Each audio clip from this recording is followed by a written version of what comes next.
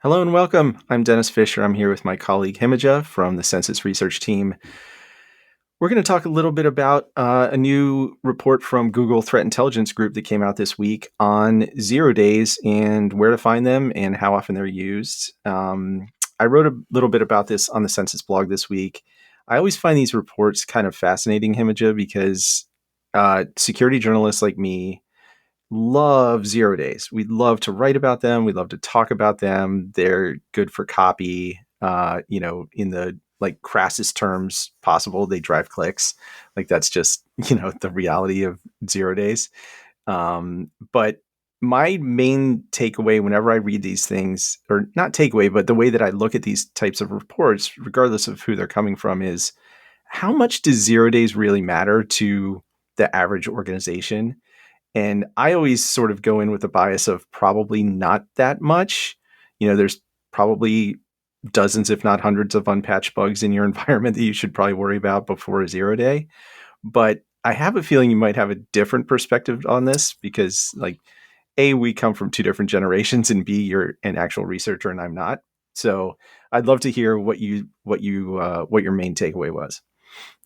Yeah, I think, seconding the kind of uh, acknowledgement that these really big reports are often trying to generate media interest, which I don't blame them for because, we need people talking about like year over year trends and kind of taking a step back and looking at, okay, how are things actually changing in the cybersecurity landscape? And like, is exploitation changing?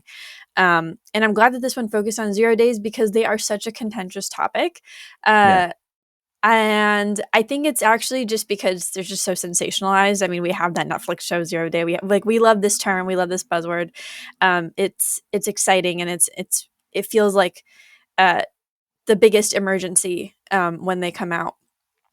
But I think my perspective on it has definitely evolved in my time, kind of responding to them, and in my time working on them because I see a lot of perspectives that 0 days don't actually matter and that a lot of them are like unnecessarily hyped up, which Mhm. I agree with. I think that excessively focusing on 0 days will definitely give you blind spots in your organization. If you're just following the media cycle, that's going to be that's not like a solid cybersecurity strategy in the long term. However, I'm starting to see this shift from the way that we talk about like defender debt or like the cybersecurity debt. I no longer think that the biggest obstacle to for defenders is really like money, right? It's not really do we have enough money to or do we have enough resources in that way to defend our organization because we're seeing these like giant banks getting popped, right, that are spending millions on their cybersecurity budget.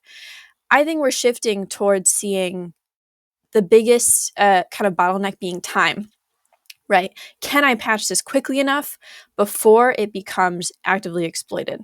Because that media cycle is the same media cycle that a lot of threat actors are following, Yeah. right? In fact, a lot of the times they know about it before it breaks the headlines.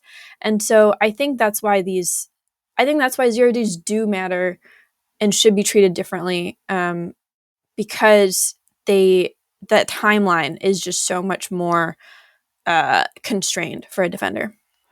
That's a really interesting point. The time part of it, budgets are one thing. You mentioned, large banks, financial institutions, government agencies that have large budgets with mature security teams. These organizations get popped because they're high value targets. And threat actors, if they're, motivated enough and have enough resources, they have budgets too, and they have smart people too. They're going to find a way in, whether it's, through a third party, a supply chain attack, one way or another. If they're motivated enough, they'll likely find a way in. But you know, as philosophers and our parents always tell us, the one thing you can't make more of is time, right? So if you are putting 0 days at the top of your priority list, there's a small number of those in a given year that are probably going to matter to your organization. It might be a Palo Alto or a Cisco or whatever it happens to be that could be a real emergency for your organization. and you do have to really focus on that for, say a day or a few days to try and really lock things down before exploitation matters. But as you mentioned, sometimes the threat actors already know about this stuff. The information is in underground forums. Advisories get leaked. CVE information gets leaked. This stuff happens. So, really trying to you know, figuring out those priorities is the really difficult part for defenders. And I don't know how, excuse me, how much progress we've made on that sometimes, because the media cycle does just sort of repeat. There was a big set of Apple iOS 0 days this week on that had to do with AirPlay, and that was a huge thing for like 48 hours, and then the next huge thing came along. So I do feel like they're always in this like lather, rinse, repeat cycle, and it's really difficult to sort of poke your head up and be like, wait, are we actually making progress? Like, what are we all doing here? Yeah. We always joke on the rapid response team, we'll be like working on responding to a certain like Event vulnerability, and then another one will come and we'll have to like cross reference the CVEs because we'll be like, wait, we thought we just responded to this, but then it's a Yes. fully new one.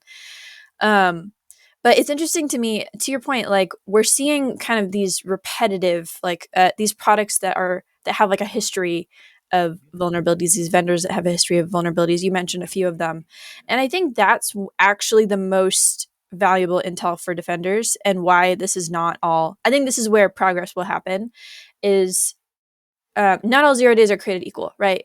The ones that are in perimeter devices, specifically in network devices, tend to get the most active exploitation because those devices are the things guarding your network and the things that are most powerful if compromised. And so I think instead of trying to respond to everything to whack every mole, um, what it looks like the taking that whack-a-mole to the next level, what that looks like, I think, is actually proactively kind of securing those devices, the ones that always show up in SysACAV, the ones that guard your network, and kind of treating those like the crown jewels, and thinking about like, okay, how can I shore these up so that when like if they do get Yeah. vulnerable, or if an initial access vulnerability gets dropped, what would I do? What would that playbook look like? And I think that's kind of the biggest proactive defense that can happen.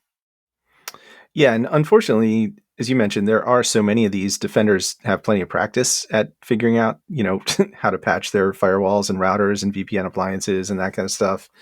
And as you mentioned, those are high value targets because not only are they exposed to the internet, but threat actors know that if they get a foothold on one of those and can get, a powerful account on one of those, they're they're golden. They've got a really good entry point into an enterprise network.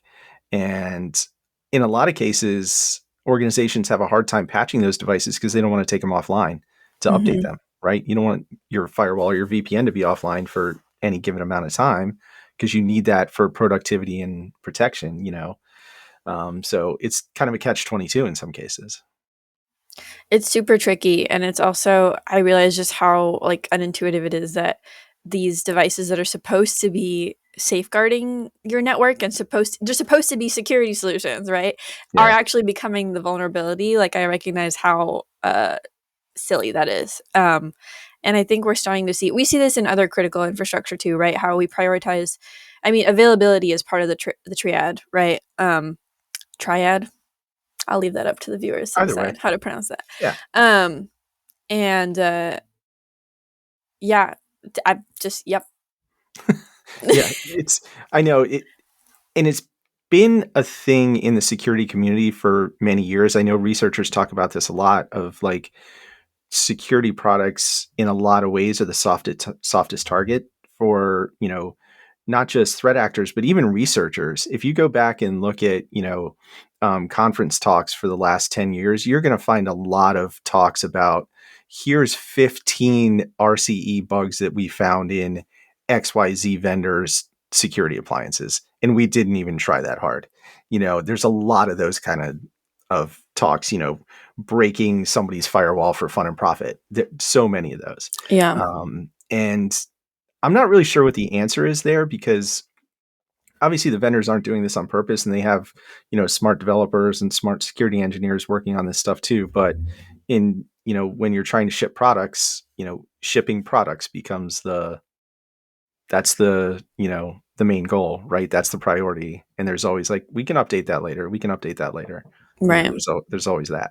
So, the other interesting thing for me specifically in this Google report was what the large percentage of the 0 days that they tracked last year, which I believe was 75 in 2024, were in enterprise products. Like we've been discussing, there was a big chunk in, mostly consumer facing things like mobile devices, browsers, things like that. But a lot were in enterprise products. So it does seem like the threat actors are taking note and being like, hey, why try and get into iOS when we've got all these other avenues into an enterprise network? Yeah, the biggest one I think that I've seen kind of trending upward in the past few years is file transfer products and Oh yeah. things that use FTP. We remember Move It. And Yep. yeah, to your point, a lot of like we're branching out, and I don't think that any one organization will know particularly like, okay, these are these are the assets that are a security vector and these are not, because like that delineation is like anything that's internet facing is going to be part of your attack surface now. We've been seeing, publications of we've been seeing researchers finding vulnerabilities in these vendors' products for years and years and years now. Um, and how we almost treat it like an inevitability. Yeah. I would almost challenge that just because like we've seen like some of the vulnerabilities that we've seen like in these large VPN vendors, especially just in the past few weeks, like are some of the simplest security engineering Yeah. 101 things that you've ever seen. And I the other part that I thought was interesting about the report that I think kind of applies here is they're noting that certain vendor steps to like higher standards for security in specifically I think it was like the mobile space and the browser space Yeah. have led to like a significant reduction in vulnerabilities.